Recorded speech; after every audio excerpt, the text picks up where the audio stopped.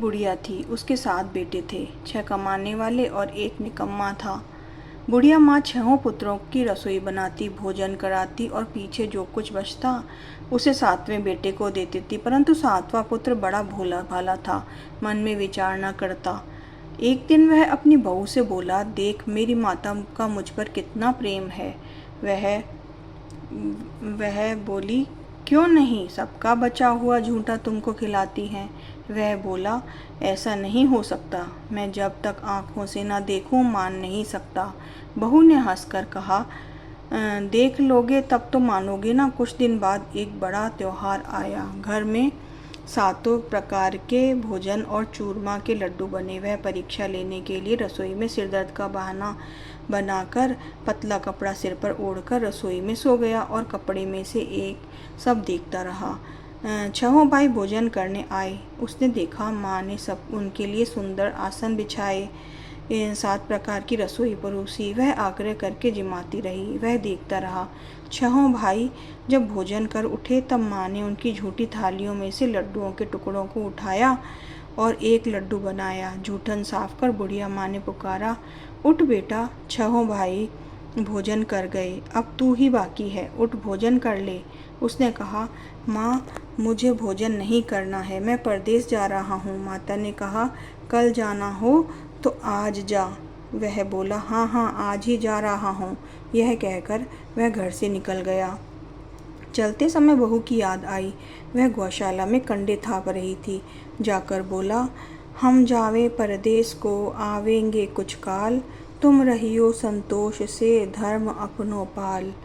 वो 2 निशानी आपनी देख धरूं मैं धीर, सुधि हमारी मत बिसारियो, रखियो मन गंभीर। वह बोला, मेरे पास कुछ नहीं है, यह अंगूठी है सो ले लो और तुम्हारी कुछ निशानी मुझे दे दो। वह बोली, मेरे पास क्या है, यह गोबर भरा हाथ है। यह कहकर उसकी पीठ पर गोबर के हाथ की थाप मार दी और वह चल दिया। चलते चलते दूर देश में पहुंचा। वहां पर एक साहूकार की दुकान थी। वहां जाकर बोला, सेठ जी मुझे नौकरी पर रख लो। साहूकार को ज़रूरत थी। साहूकार ने कहा, काम देखकर दाम मिलेंगे। साहूकार की नौकरी मिली। वह सवेरे 7 बजे से 12 बजे तक रात्रि काम करने लगा। कुछ दिन में दुकान का लेन देन, हिसाब किताब, ग्राहकों का माल बेचना, सारा काम करने लगा। साहूकार ने 7-8 नौकर रखे थे। वे सब चक्कर खाने लगे। वह बहुत होशियार बन गया था। सेठ ने भी काम देखा और 3 महीनों में ही उसे मुनाफे का साझीदार बना लिया। 12 वर्ष में वह नामी सेठ बन गया और मालिक सारा कारोबार उस पर छोड़कर बाहर चला गया। इधर बहू क्या बीती सो सुनो। सास ससुर उसे दुख देने लगे। सारी गृहस्थी का काम करा कर उसे लकड़ी लेने जंगल में भेजते। इस बीच वह घर की रोटियों के आटे में से जो भूसी निकलती उसकी रोटियां बनाकर रख दी जाती और फूटे नारियल की कटोरी में पानी। इस तरह दिन बीतते रहे। एक दिन वह लकड़ी लेने जा रही थी कि रास्ते में बहुत सी स्त्रियां संतोषी माता का व्रत करती दिखाई दी। वहां वह खड़ी होकर कहने लगी, बहनों, यह तुम किस देवता का व्रत कर रही हो और इसके करने से क्या पुण्य मिलता है? इस व्रत के करने की क्या विधि है? यदि तुम अपने इस व्रत का विधान मुझे समझाकर कहोगी तो मैं तुम्हारा बड़ा उपकार मानूंगी। तब उनमें से एक बोली, सुनो, यह संतोषी माता का व्रत है। इसके करने से निर्धनता, दरिद्रता का नाश होता है, लक्ष्मी आती है, मन की चिंताएं दूर होती हैं, घर में सुख होने से मन को प्रसन्नता और शांति मिलती है, निपुत्री को पुत्र मिलता है, पति बाहर गया हो तो शीघ्र आ जाता है, कुंवारी कन्या को मनपसंद वर मिलता है, राजद्वार में बहुत दिनों में से मुकदमा चलता हो तो समाप्त हो जाता है, कलह कलेश की निवृत्ति होती है, सुख शांति हो, घर में धन जमा हो, पैसा जायदाद का लाभ होता है और तथा जो भी मन में हो वो सब कुछ कामना हो सब इस संतोषी माता की कृपा से पूरी हो जाती है, इसमें संदेह नहीं है।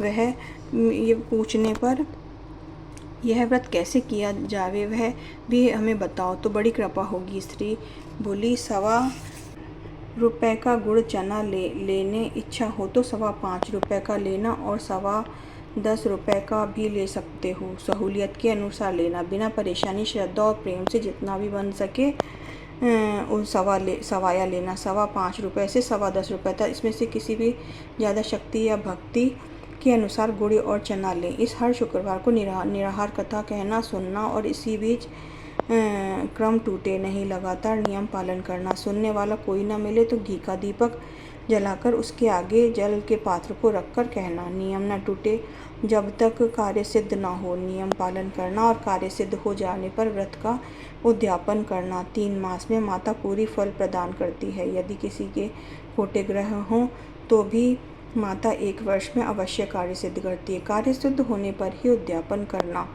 चाहिए, इस बीच में नहीं। उद्यापन में 2.5 सेर आटे का खाजा तथा इसी प्रकार खीर तथा चने का साग तैयार करना। 8 लड़कों को भोजन कराना तथा तब मिले देवर से जेठ भाई बंधु कुटुंब के लड़के लेना, ना मिले तो रिश्तेदार और पड़ोसियों के लड़के बुलाना। इन्हें भोजन करा यथाशक्ति दक्षिणा दे। माता का नियम पूरा करना और उस दिन व्रत में कोई खटाई न खाई। यह सुन बुढ़िया की बहू चल दी।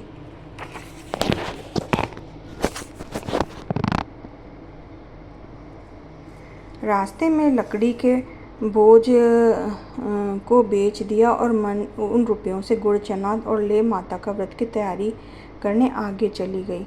सामने मंदिर में देख पूछने लगी, यह मंदिर किसका है? सब कहने लगे, यह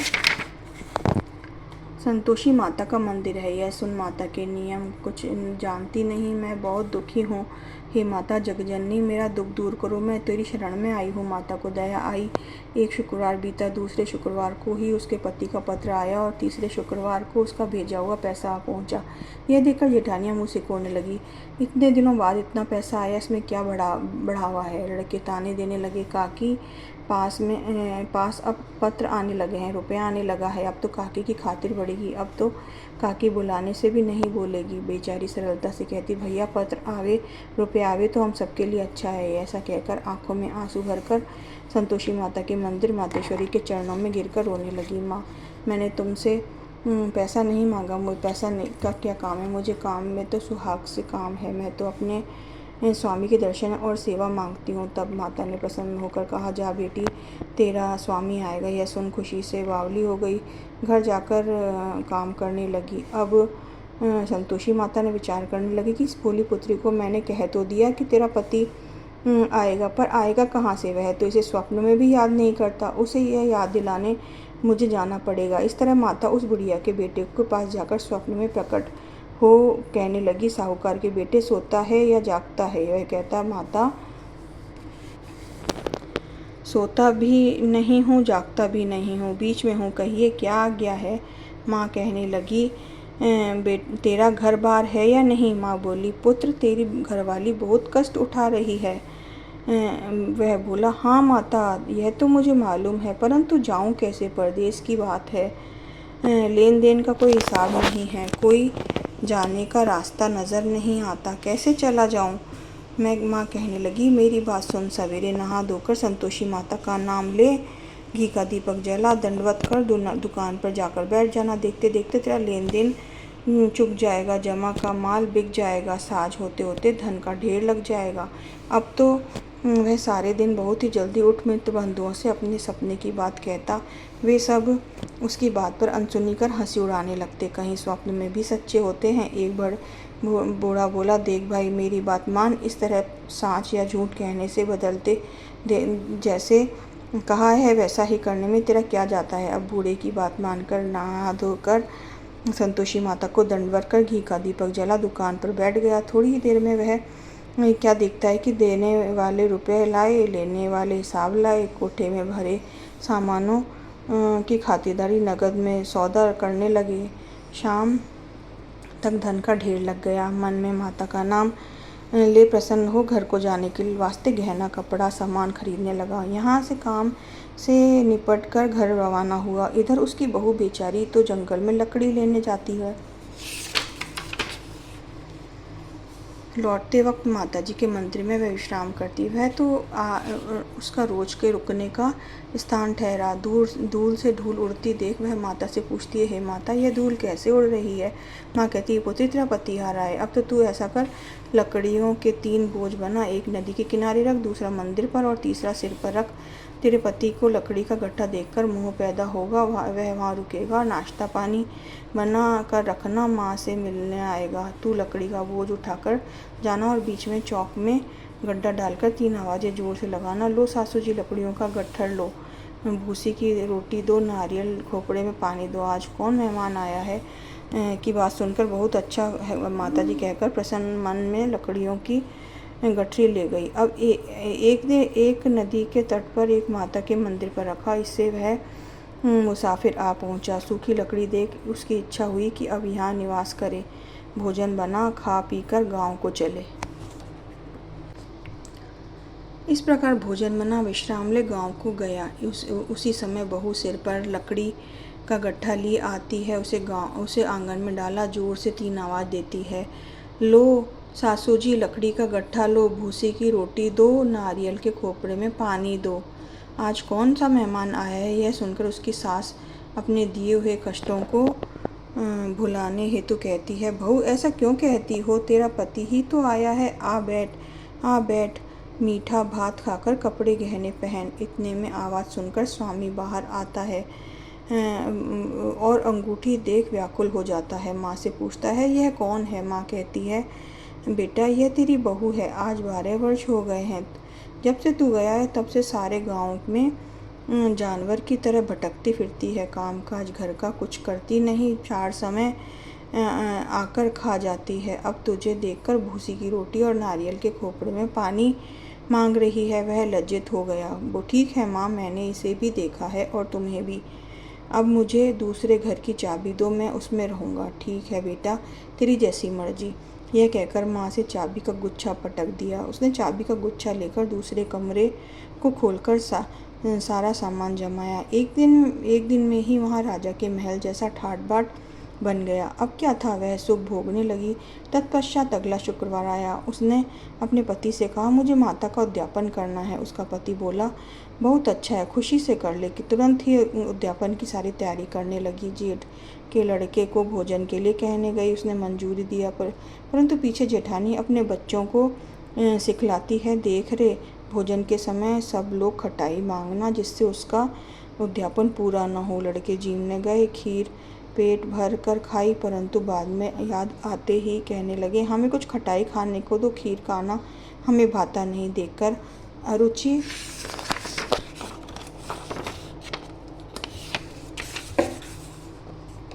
होती है। लड़के उठ खड़े हुए, बोले, पैसे लाओ।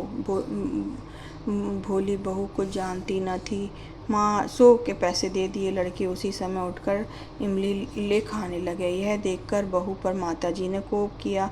राजा के दूत उसके पति को पकड़कर ले गए। जेठानी मनमाने खोटे वचन कहने लगी। लूट लाट कर धन इकट्ठा कर लाया था, सो राजा के दूत उसे पकड़कर ले गए। अब सब मालूम हो गया, जब जेल की रोटी खाएगा। बहू से यह वचन क्या सहन नहीं हुए। रोती रोती माँ के मंदिर में गई। कहने लगी, माता तुमने यह क्या किया, हंसकर क्यों रुला दिया। माँ बोली, पुत्री तूने उद्यापन करके मेरा व्रत भंग किया, इतनी जल्दी सब बातें भुला दी। वह कहने लगी, माता भूली तो नहीं, ना कुछ अपराध किया, मुझे तो लड़कों ने भूल में डाल दिया, मैंने भूल से उन्हें पैसे दे दिए, मुझे क्षमा करो माँ। माँ बोली, अब भूल मत करना। वह बोली, अब भूल नहीं होगी। अब बताओ ये कैसे आएंगे। माँ बोली, पुत्री जाओ, तेरा पति तुझे रास्ते में ही आता मिलेगा। वह निकली, रास्ते में पति आता मिला। उसने पूछा, तुम कहाँ गए थे। वह कहने लगा, इतना धन जो कमाया था उसका टैक्स राजा ने मांगा था, वह भरने गया था। वह प्रसन्न हो बोली, भला हुआ, अब घर चलो। कुछ दिन बाद फिर शुक्रवार आया। वह बोली, मुझे माता का उद्यापन करना है। पति ने कहा, करो। वह फिर जेठ के लड़कों को से भोजन कहने लगी। जेठ के लड़के 1-2 बातें सुनाई और लड़कों ने सिखा दिया कि तुम लोग पहले की खटाई मांगना। लड़के ने खाना खाने से पहले ही कहने लगे, हमें खीर खाना भाता नहीं है, जी बिगड़ता है, कुछ खटाई खाने को दो। बहू बोली, खटाई खाने को नहीं मिलेगी, खाना हो तो खाओ। यह कहकर वो ब्राह्मणों के लड़के बुलाकर भोजन कराने लगी। तो शायद दक्षिणा की जगह 1-1 फल उन्हें दिया। इससे संतोषी माता प्रसन्न हो गई। माता की कृपा होते ही 9वें मास उसको चंद्रमा के समान सुंदर पुत्र प्राप्त हुआ। पुत्र को लेकर प्रतिदिन माता जी के मंदिर को जाने लगी। माँ ने सोचा कि रोज आती है, अब क्यों न मैं इसे घर ले चलूं, इसका आसरा देख लूं। सही है।